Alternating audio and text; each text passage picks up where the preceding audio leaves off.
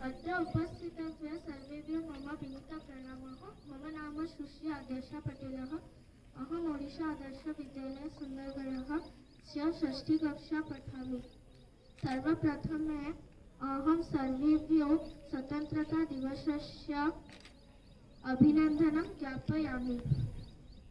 अद्य वयं सर्वे भारतीय 8सप्ततिः स्वतन्त्रता दिवसस्य पालयतम्।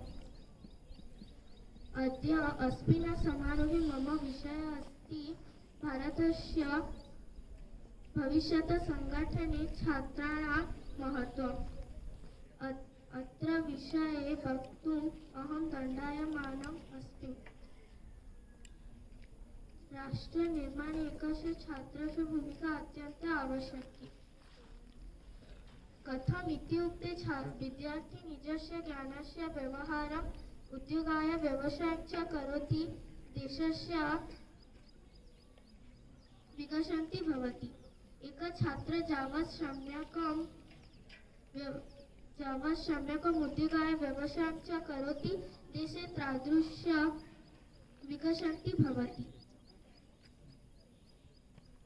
राष्ट्रनिर्माणे एकस्य छात्रस्य भूमिका तस्य ज्ञानेन परिलक्ष्यते। यदि कश्चन देशस्य अधिकाधिकाः विद्यार्थी ज्ञानानि सन्ति चेत् ते स्वस्य सम्यकम्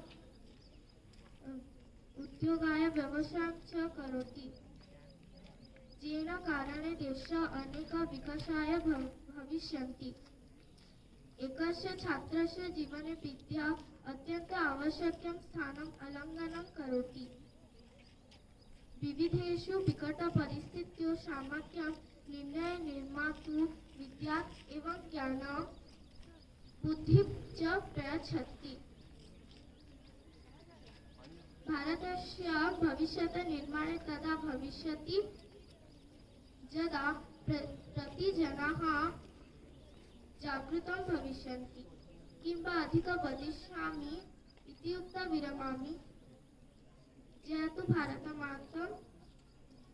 धन्यवादः।